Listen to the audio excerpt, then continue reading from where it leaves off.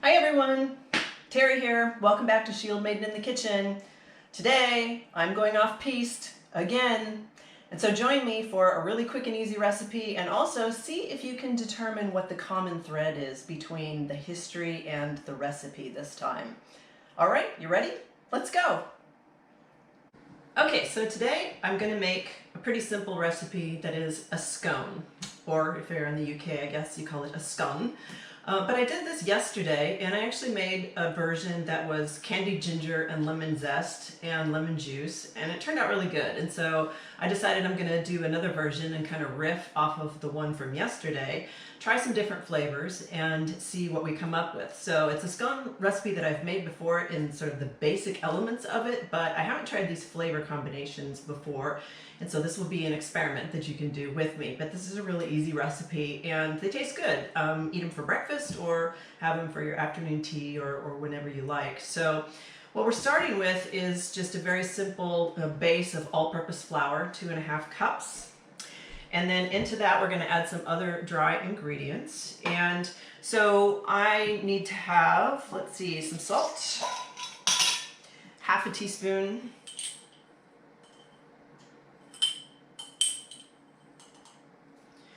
And then I need to have some baking powder, and so that they rise pretty well, we get a good amount of baking powder here. We have one tablespoon of baking powder. And then I'm just going to kind of mix that around a little bit. And then I've also decided to put in some nuts. I want some almond flavoring in this, and I had some almond slivers. So what I've got here is about ½ cup of slivered almonds that I've taken my rolling pin and kind of crushed them up a little bit. I want to have some of the nutty flavor, but I don't want my scones to actually be like kind of really crunchy. So I decided to go for, you know, some smaller pieces. Just mix that in with the dry ingredients. And then also I'm looking at some orange zest, and I have the zest of 1 blood orange, and I'm using the blood oranges that are only, you can see these pretty small, almost like the mandarins, the easy peel mandarins that you get in the store pretty widely nowadays. And so they're not huge. This is though only the zest of 1 of them, so it actually makes a fair amount. Looks like probably a pretty good sized tablespoon. So I'm going to put that in. And then I've also juiced a couple of those oranges as well, because I'm going to use the juice to add an extra little bit of flavoring. Now you can use regular oranges as well, I imagine. I mean, it just imparts a different type of flavor, potentially a slightly milder flavor, because blood oranges tend to be on the stronger side, at least to my taste. And so I like them because of that. So I really want the orange flavoring to come through. I'm going to use the pastry cutter and just kind of mix up those dry ingredients, kind of get them sifted together pretty well. And then I'm also going to add, just as again an experiment, ½ teaspoon of ground cardamom. And I'm thinking about this just in terms of, you know, orange and cardamom and almond. Maybe it kind of tastes like Christmas or something to me. So we'll see what we end up with that. So mix that in as well. And then once you've mixed up the dry ingredients pretty good, then we can begin to incorporate 1 stick or 8 tablespoons of unsalted butter. And it's butter that I've cut into these little sort of chunks so that they are more easily able to be incorporated and cut in with the pastry cutter. You can also just use your fingers to kind of work them in until they get into, you know, sort of smaller pieces, kind of get it a little bit grainy, as it were. Or you could use probably a fork as well. Or I imagine if you want to use, you have a stand, or not a stand mixer, but like a food processor that has a blade. You could probably waz this up pretty fast, actually. But sometimes I kind of like to do it just sort of by hand like this, because it, you know, I kind of like the tactile nature of cooking and sort of getting in there with your hands. And so begin to incorporate that butter. And we'll mix that in for a bit before we go ahead and put in our wet ingredients as well.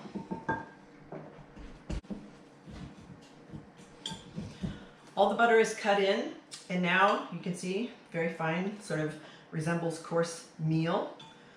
Nice and incorporated.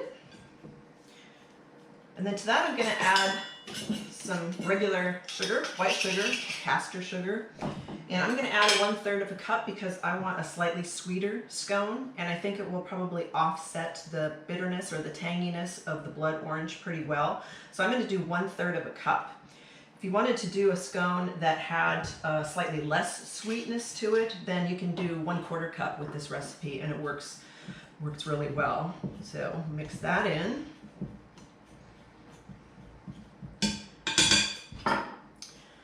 Okay. And then I have 2/3 of a cup of milk. I use whole milk, but you can use whatever milk you want. I could imagine you could probably even use maybe almond milk too. It might add an interesting flavor, especially since the almonds, we added regular ground up almonds in there as well. And so 2/3 of a cup of milk. And then I'm going to add that juice from the blood orange, and look at it. I mean, now you know why they call it a blood orange if you didn't. It's very, very deep, very dark, actually really pretty orange red color. And when you're cutting this up, I don't know, maybe watch out a little bit, because I think that based on the color of this and how it kind of splashed on my countertop and stuff, I think maybe the blood in the blood orange has the ability to maybe stain something. So if you get it over on something you don't want it on, maybe wipe it off pretty quickly. But I'm going to do 1/3 cup, so that'll give us a total of 1 cup of liquid.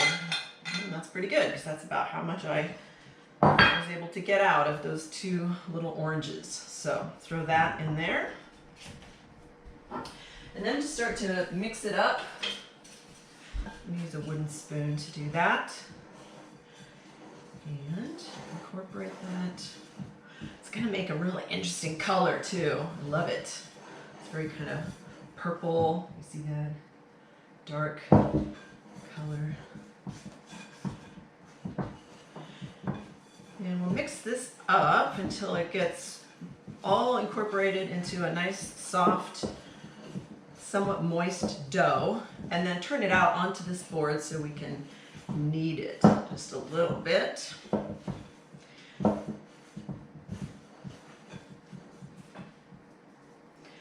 it's really moist. I'm wondering if I even maybe need to add a touch more flour. We'll see. I'm going to get some flour, and we'll put it down on the board here in order to knead it, and then that will incorporate some more as we might need.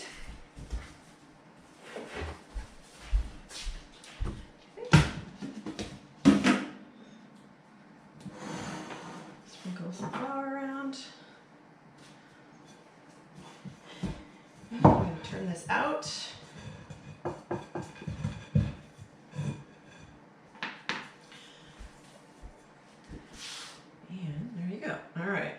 So I'm going to knead that, let's see, not too much actually. It doesn't need to be handled all that much. You can see or feel when you're doing this that it's kind of a delicate dough. And so I want to kind of keep it that way. I think with this kind of dough, the more you knead, then the more it has the ability to kind of toughen up, which you don't really want in your scones. So actually that little bit of flour that I put out on the board is going to be perfect for just adding a touch more to make up for the additional liquid there. Because in the recipe that's kind of the base recipe for this scone, it's just the 2/3 cup of milk. It's not the additional lemon juice or orange juice, as it were. And so because you're adding extra liquid, then, you're going to need to add extra dry ingredients potentially in order to make it work. And then, you see, I'm just going to pat it out like this onto the board with, into a kind of a nice big round. And I'm going to get it down to, I'll even still a little more flour. Get it down to being about, I'm not sure, what is that? Maybe about a 1/2 inch thick. But this will give you a nice, what they call a scone round in England. And it is something that you can cut some of the triangles out of, which I tend to prefer for whatever reason for scone shape. But if you wanted to make round ones, you certainly could just use like a round biscuit cutter to do that. And so I tend to just go across once and then make 6 out of it like this with my pastry cutter. So a couple of them a little bit thicker than the others, but that's all right. And so there you have that. And then I'm going to put them on my prepared sheet. So I prepare a sheet with parchment lining. And just simply add them to the sheet.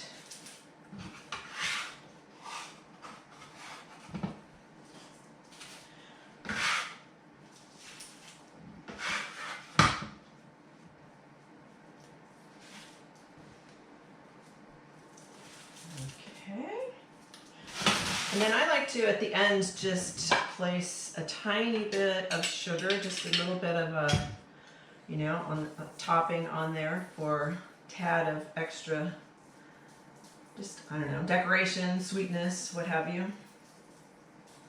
So just a teeny little sprinkle to nicely, evenly cover each one. Oops, there we go. Okay. And then that's it. They're ready to go into the oven. I've got an oven that is preheated to 425 Fahrenheit, and we'll cook them for about 12 to 14 minutes. So I'm going to start with 12 and check them, and then maybe see if they need more time. I think they might, because again of the extra added ingredients that I have above and beyond sort of the basic scone recipe. So, you know, I tried the ones yesterday and they did need an extra 2 or 3 minutes. So I'm assuming there's probably going to be something similar today. But anyway, we'll start with the 12 minutes and then we'll see what we've got. Okay, time for the history lesson. Have you figured out yet what the connection is between my scones and Vikings? Well, it's blood, of course. Blood oranges provide the perfect segue for talking about the blood eagle. What is it? Well, the blood eagle is supposedly a ritualized method of torture and execution that was perpetrated by Vikings, where a victim's back would be cut open, the ribs would be cracked and pulled apart, and then the lungs would be removed from the body and laid out, supposedly fluttering like the wings of an eagle. If you want to see a modern interpretation of the blood eagle, you can check out the History Channel's show Vikings. Season 2, episode 7 is actually titled Blood Eagle, and in it we have the main protagonist, Ragnar, who actually does perpetrate this on a victim. But why do I say supposedly a method of torture and execution? Well, that's because we only have a few primary sources that mention this, mostly sagas and poems. And exactly what it is varies between them. It's carried out differently and described differently in several of them. There are some similarities, but definitely there are some differences as well. And so it's hard to know for sure if it existed at all, or if it did, really how it was carried out specifically. And so there was an important article that was published in the 1980s by Roberta Frank, who looked into this whole issue of the blood eagle based on these accounts from sagas and primarily from poems. And she came to the conclusion that what we have is something that may not even have existed at all, because there is a literary issue with misinterpretation or mistranslation of the stories and the poems, which is not an uncommon thing with Viking Age poetry. And so what really ensues, as far as Frank is concerned, is something of a modern telephone game, where as the sources continue to recount the story over time, the story gets more horrific and the details get more gory and more gruesome. And so we really don't know for sure what is in there as the actual kernel of truth. Frank's conclusion, again, was that it likely was something that probably never happened, or I guess at the least if it did happen, it certainly wasn't as terrible as some of the sources make it sound. But then, just last month, in January of 2022, a new scholarly article was published, and this time it was in Speculum, which is the journal of the Medieval Academy of America, and it's a premier academic peer-reviewed journal. And in it, the scholars were specialists in medicine and physical anatomy, and what they set out to do was to figure out whether or not a blood eagle actually is physically possible to carry out on someone. And also whether or not it could be something that would be used as a torture. The main part of the process as a blood eagle has been historically accounted is that the torturous part of it is that the victim would be alive for much of the process. And what these scholars concluded was that yes, it actually is physically possible to break someone open and pull their lungs out, etc., but that they could not survive all but maybe the first few seconds of it because it's just so physically damaging and horrific. And so they came to the conclusion also that we don't really know if the blood eagle actually existed, but they did end up being able to say, based on their research, that physically it's something that it is possible to do to someone. I have posted the links to both of the articles in the description, so you can take a look and maybe make up your own mind and what you think about it. I mean, we know Vikings were sometimes vicious, brutal people. That's for sure. That's definitely part of the legend about them, but it's also true because they lived in a context, which is medieval Europe, where basically everybody were vicious and brutal people from time to time. I know several historians who think the blood eagle is within the realm of possibility given this violent age that they all lived in. But I believe the truth is that we probably will never know, just given the nature of the sources, and unless something brand new comes to light that's very specific, we probably have the best evidence that we do to suggest maybe something like the blood eagle happened, but we just really don't know exactly for sure. In the meantime, at this far distance of 1,000 years in the future, we can continue to look at the blood eagle with an appropriate mix of awe and horror. Because the Viking Age was certainly a different time indeed. 12 minutes are up, so let's take a look.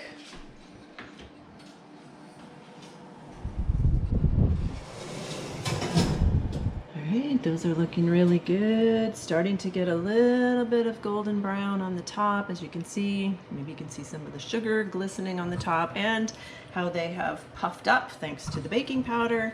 So I will give them maybe just 2 more minutes and then we'll see if they aren't done at that point. Okay, 2 minutes are up. Let's take a look. Oh, those look great.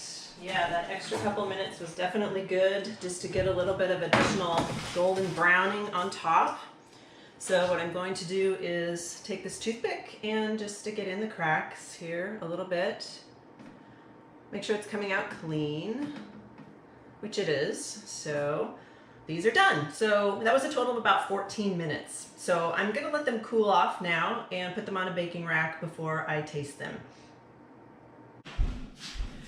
Okay, moment of truth. Did the experiment work? Let's see.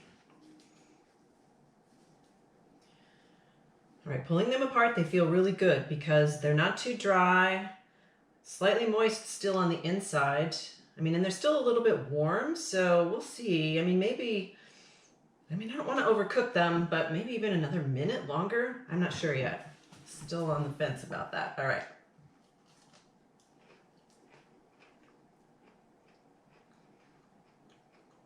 Sweet. Definitely, I can taste the cardamom. It's kind of adding this really nice mild spice to it.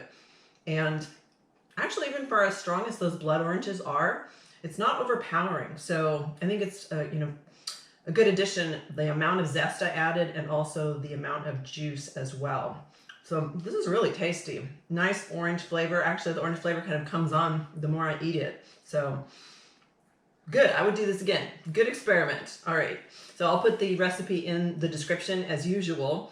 And if you're interested in the lemon, zest, and candied ginger scones that I made yesterday, send me a message in the comments and I'll reach out to you and give you that recipe as well. Those were all also very tasty.